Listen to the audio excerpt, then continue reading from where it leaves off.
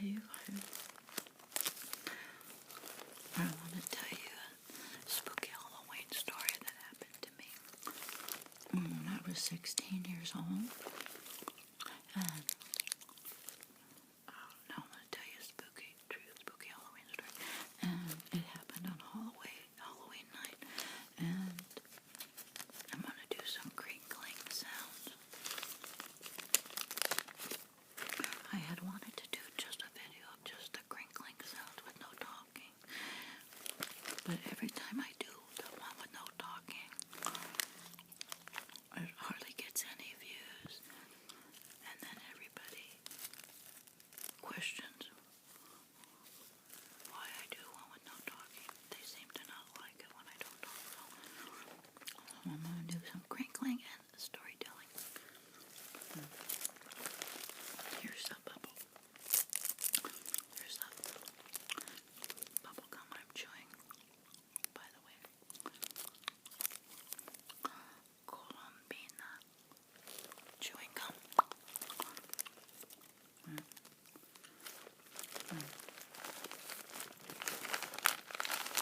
This was October when I was 16 years old. So this was like somewhere in the mid-70s, somewhere on Halloween night.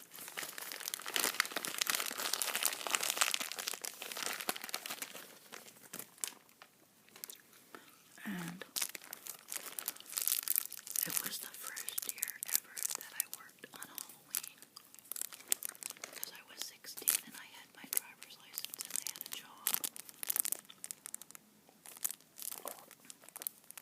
So,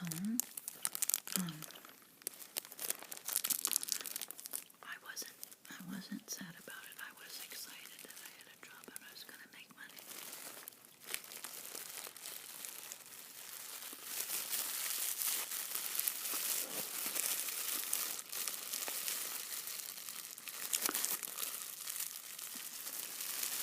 So, I worked the night shift from like 5 o'clock to 9 o'clock. And I jumped in the family truckster and I went to work.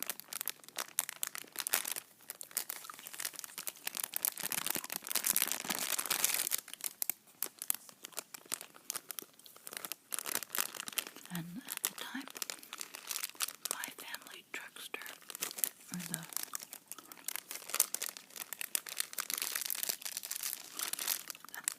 was my family truckster, it wasn't the family truckster, but it was a 1962 or 63 Ford Falcon, a white Ford Falcon station wagon. My dad had bought it because he knew it wouldn't go very fast and get me in trouble. So I drove to work, and work was about half a mile from our house. And I normally walked, but because it was nighttime, I drove. So I get to work, and I park behind the little restaurant. It's an independently owned little fast food joint where they serve tacos, burritos, hamburgers, fries.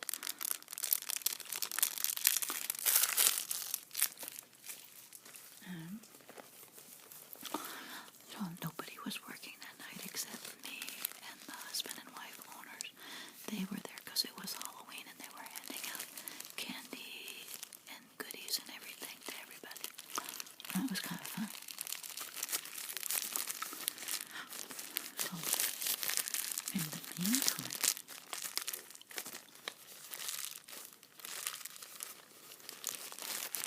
my dad was at home, really depressed that I wasn't there because we used to have fun together on Halloween, scaring each other with little tricks.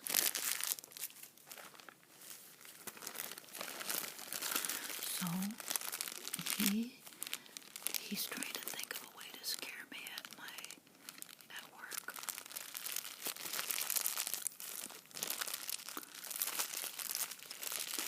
And he puts on his black nylon overcoat. It's like fur on the inside. And he puts on these big, heavy-duty, fluffy earmuffs. And he drives up to where I'm working. He hides his car in the bushes. And he gets into the back seat of my car on the floor. This is about 5 minutes before closing time, 5 minutes at 9 o'clock at night.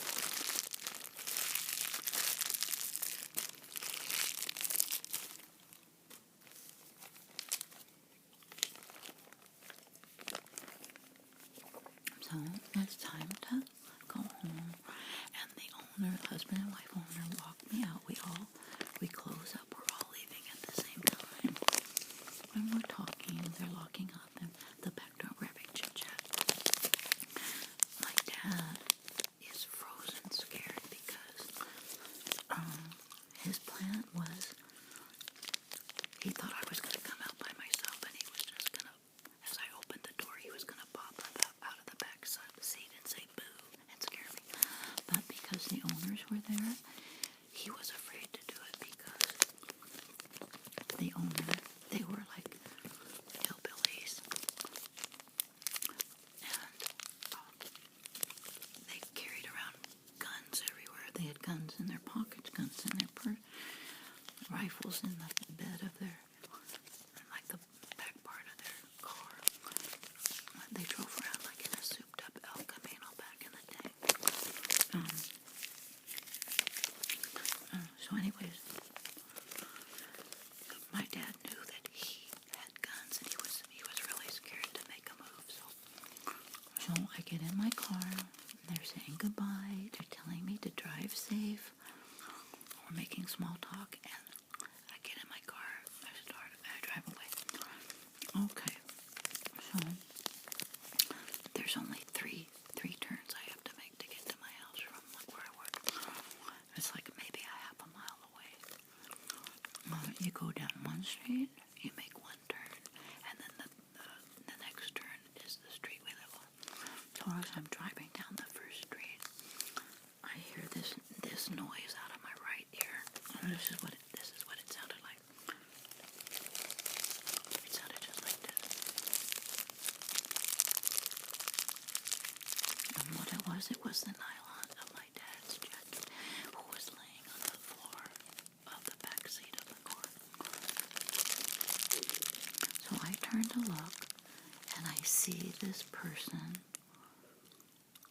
and his face is kind of near, like behind the passenger seat. I'm so terrified. All I can do is, like, I start, like, not blood-curdling scream, but like, Dad, like a frantic scream. I was saying, Dad, Dad, like a little kid who's scared. And it was just automatic, even though I did not know it was him. That's what I said. But my dad thought that because I was yelling for him to help me, he thought I knew it was him, but I didn't. That's kind of interesting that here I was the first time really ever in my life I was really scared. And I didn't scream bloody murder or yell for the police. I could just think to yell for my dad. So he thinks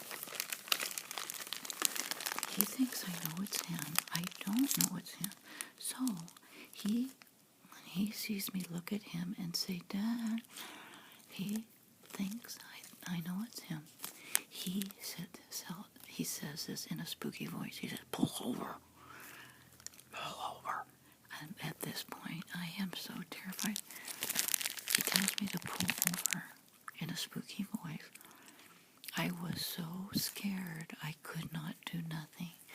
And I just put my head down and started crying. And I didn't even put my hands on the brake. I didn't put my foot on the brake. I couldn't even turn the steering wheel. And he realized I was like paralyzed. I could not believe this.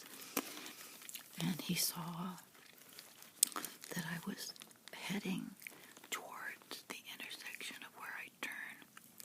Really, it wasn't an intersection. It was just one little street. But he could tell that I wasn't going to make the turn because I was completely like a wet noodle. And he tried tries to grab the steering wheel. It went up the curb and up into the front yard of the house on the corner. And it is a miracle. This is why I will always believe in angels and guardian angels. It was trick-or-treat night, and you would think that with all the kids, and back in the day, there were a lot of kids that went around in the neighborhoods walking the streets for trick-or-treating. So, I wasn't going that fast. I was only going maybe 10, 15, maybe 20 miles an hour, however slow you go in a residential neighborhood. He grabs the wheel, and even when I realize it's him, I still cannot function. My body is like a wet noodle.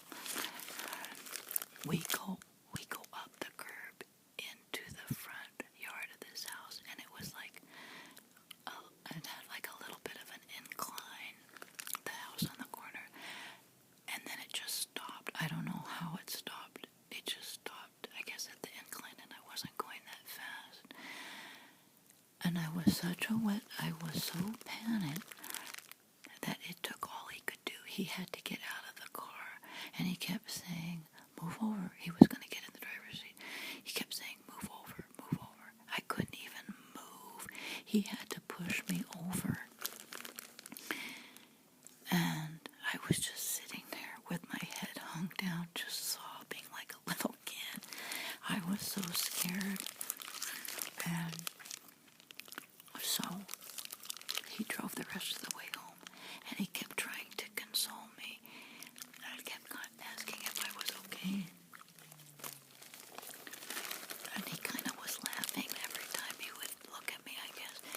I could hear he was laughing a little bit under his breath. And when we got in the driveway, then he said that I better put on a happy face. He says, because you know your mother's going to be mad. And when he said that, I started laughing because my mom was just a complete opposite. She would have had a fit. So then it did seem kind of funny. My mom, when we got into the house, she could tell I'd been crying. And I was half laughing, and then I'd start crying again. She asked what happened. So we just tried to explain to her what happened, and we started laughing so hard. Because it was kind of funny to think of me as like a wet noodle. And then the car just driving up the curb into the yard, just sitting there, and nobody came out. The homeowners didn't come out. Nothing happened. Nobody saw it. Nobody came around to say, are you okay? The homeowners, and the headlights were shining right into the big front room window.